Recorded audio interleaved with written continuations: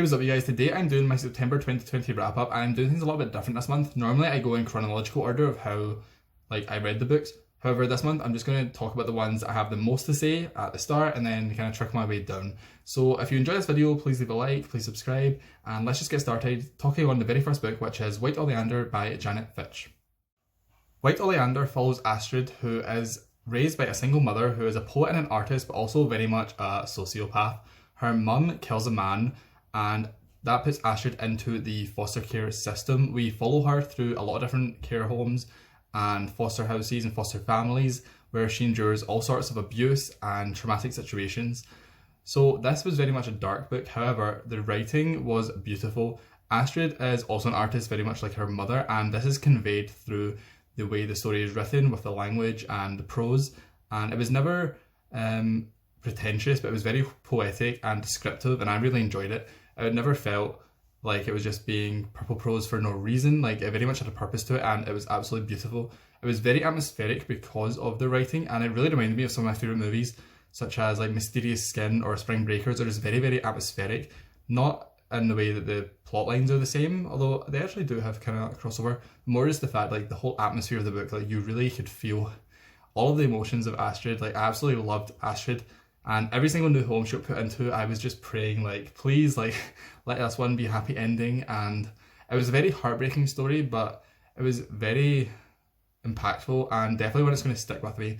One, because of the writing, and two, just because the story itself was, like, just so impactful and very deep in a way. It deals with a lot of different themes, like mother-daughter relationships and forgiveness. And then also, like, obviously I said there was abuse and things like that. So I would recommend this to everyone. However, obviously, if you are someone that needs content warnings, definitely look that up, because there's all sorts of abuse in this. And obviously it does not paint the foster system in a good light, but it was a really beautiful book, and I am so glad I read it. So definitely going to be reading something else by this author at some point in the future. The next book I read was The Colour Purple by Alice Walker, and in this book we follow Celie, who is a young black woman living on an old plantation. The book is set between the years 1910 and 1940, and it's written in the form of as if we are reading Celie's diary, and her entries are addressed to God. Later it's also written between letters of Celie and her sister. So this again is a story about abuse and the human spirit, so kind of a theme this month.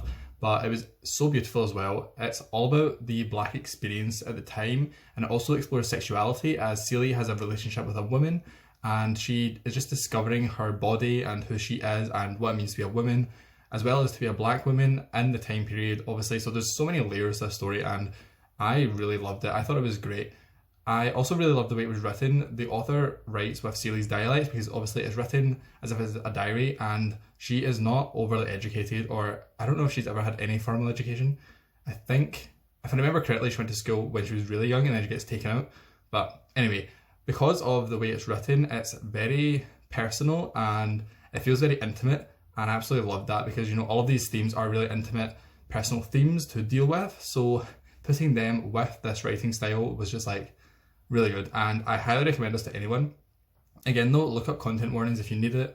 There is a lot of abuse in this book again, and, you know, sexual, physical, verbal. There's actually not too much.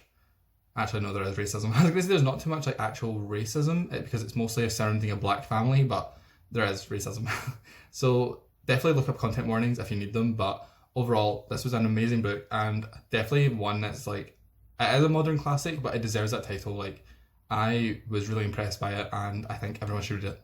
The next book that I read was The Stone of Destiny by Caroline Logan, and this is a YA fantasy with a Scottish setting and Scottish mythological creatures involved, so that was really fun to read. The land in this story isn't actually Scotland, but it's very much like Scottish based, with all the Scottish legends and stuff involved, and Scottish culture of, if I was to guess, maybe like the 1500s, 1600s. I'm not super good with history, but that's what I would probably guess the setting is. So we follow Elsa, who is a recluse, who has kind of sworn off people because of traumatic events that happened in her childhood. And she is thrust into an adventure with these two magical siblings and a prince. And I loved all the characters in this book. You get to know them really well, and I just enjoyed spending time with them. They were really fun to follow. If you are a fan of the found family trope, you will love this book, because like I said, Elsa is a recluse. She's kind of like done with people, just wants to be on her own. And then she's thrown into this adventure, but she really gets to know like the other three main characters, and they really form a really strong bond. So I loved it. Like, the character dynamics in this book was one of the best parts. There's also gay representation, which if you are looking for that, that's in this book, and I thought it was handled really well. So that was quite cool to see. I was not expecting it, but it was cool. The adventure was quite fun and light for the most part. There was lots of exploring and running into different creatures. It kind of reminded me of one of the Percy Jackson books in a way, like kind of a Scottish Percy Jackson, although obviously it's more historical than modern.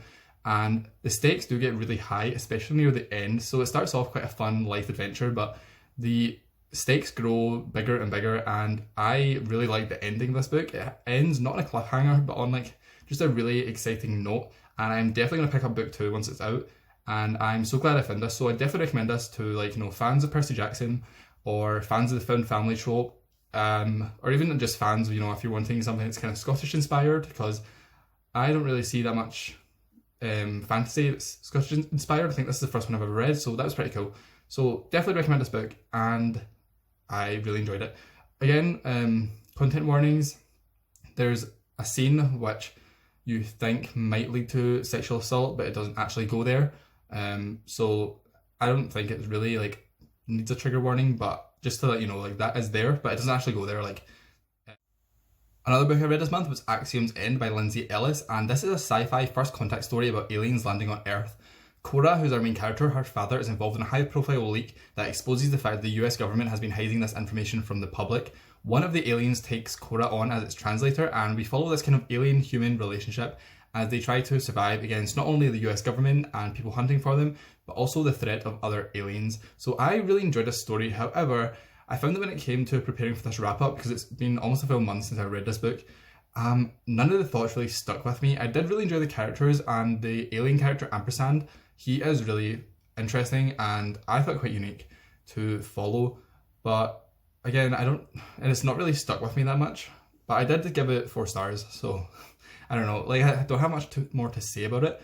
The writing was really easy to follow, and it never really sinks into, you know how some sci-fi books get really scientific and kind of you get lost in the scientific language. That doesn't really happen here. There is, like, obviously elements of that, but it never goes, like, to the extent where you're just like skim reading it because it doesn't make sense. So that was good.